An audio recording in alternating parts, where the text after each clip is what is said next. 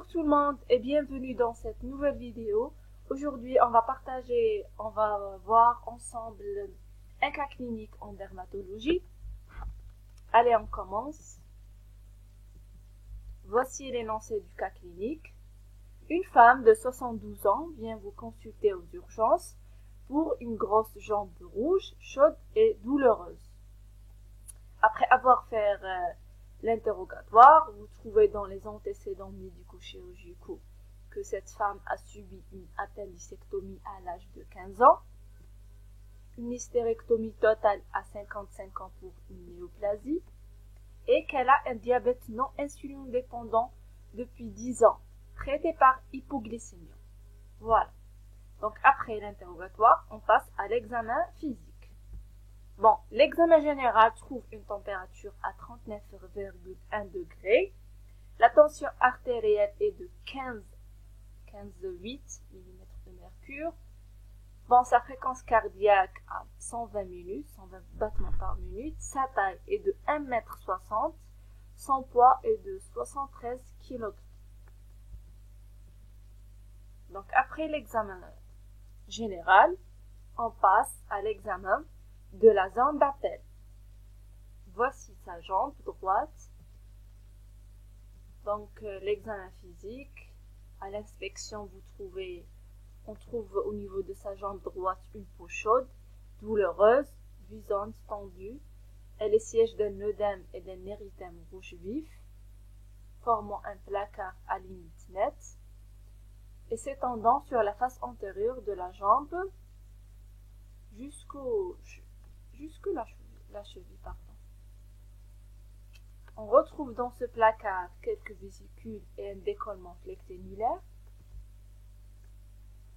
On constate aussi la présence de varices de manière bilatérale, concentrée, et la présence d'une dermite ocre sur la jambe gauche. Le dernier espace interorteil est le siège d'un intertrigo fissuré.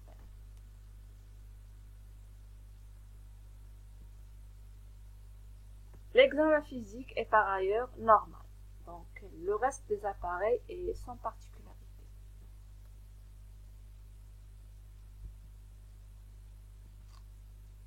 Quels sont les diagnostics possibles? Donc quel diagnostic évoquez-vous? Réfléchissez-vous et répondez en commentaire avant de voir la réponse juste.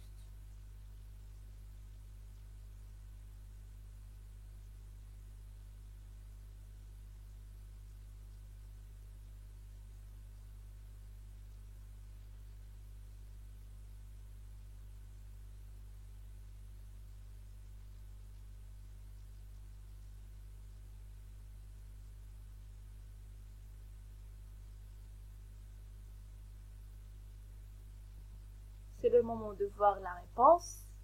La réponse exacte, le diagnostic le plus probable, c'est l'érysipèle de la jambe droite. D'abord, c'est quoi l'érysipèle? L'érysipèle est une dermo-hypodermite aiguë bactérienne, localisée, non nécrosante. Elle touche généralement les membres inférieurs dans 90% des cas.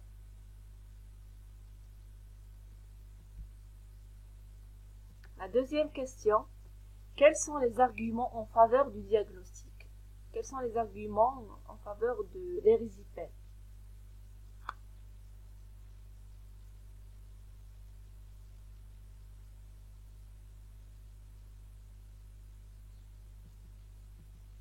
Premièrement, le terrain. Le terrain, l'âge, c'est une femme âgée. Elle a une insuffisance veineuse. L'examen physique trouve des varices bilatérales. Elle a un diabète et l'obésité. Ce sont tous des facteurs favorisants de ce genre d'infection.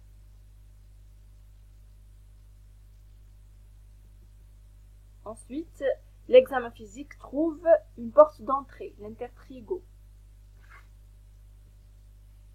Le tableau clinique, c'est un tableau évocateur de ce diagnostic.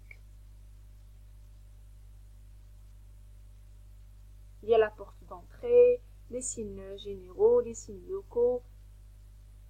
Un tableau typique d'érysipèle. Voilà, la lésion elle est évocatrice par sa topographie et son aspect.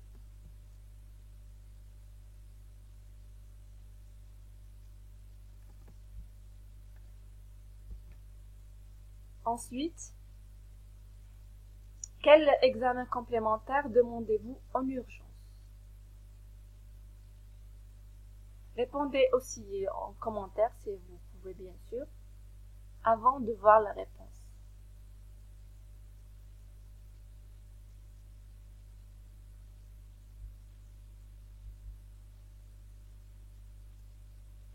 Quels sont les examens, les bilans que vous demandez en urgence?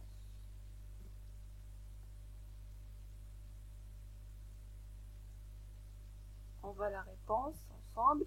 Bon, on demande un bilan inflammatoire, NFS, une formule BCRP, un bilan infectieux, donc l'hémoculture 3 hémoculture aéro-anaérobie lors des pics fébriles, espacés d'une heure ou là, lors d'épisodes de frisson.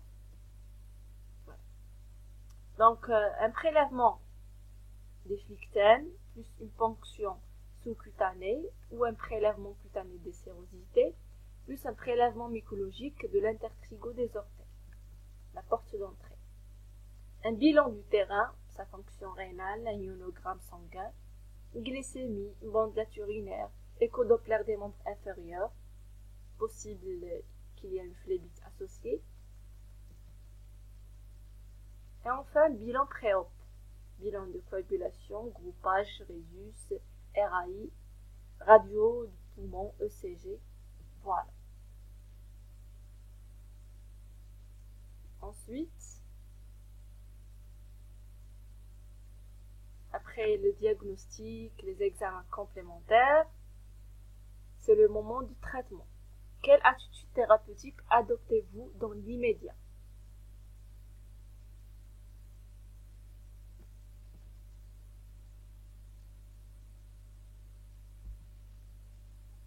D'abord, on doit hospitaliser la patiente, donc hospitalisation en urgence, puis un repos au lit en déséquilibre strict, donc le conditionnement du patient, une antibiothérapie intraveineuse, bactéricide active, surcoxygram positif.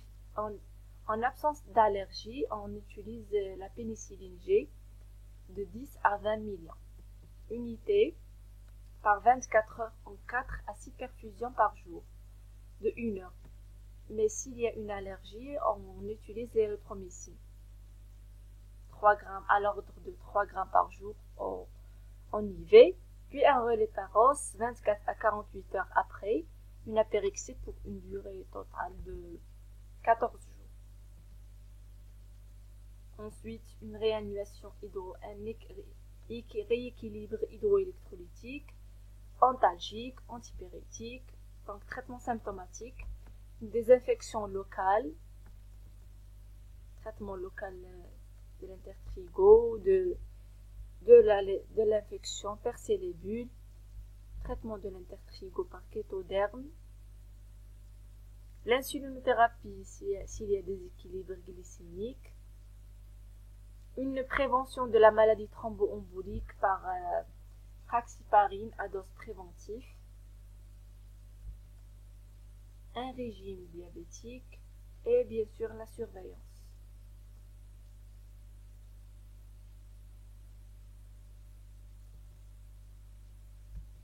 Ensuite, quelles sont vos prescriptions à la sortie du malade?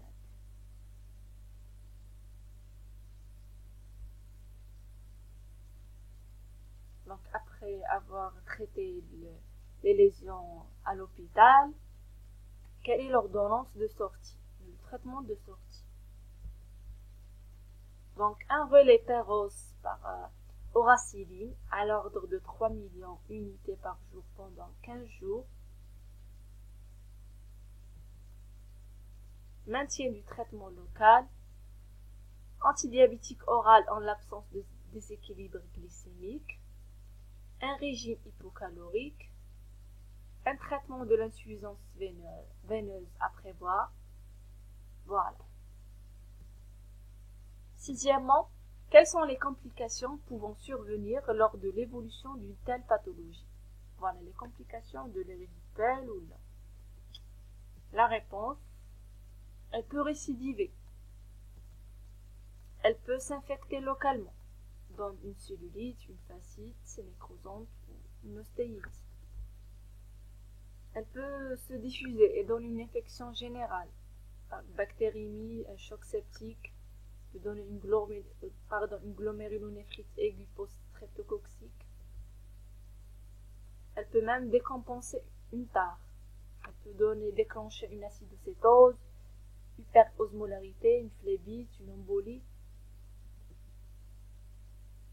Et bien sûr les complications du décubitus prolongé, les escarres.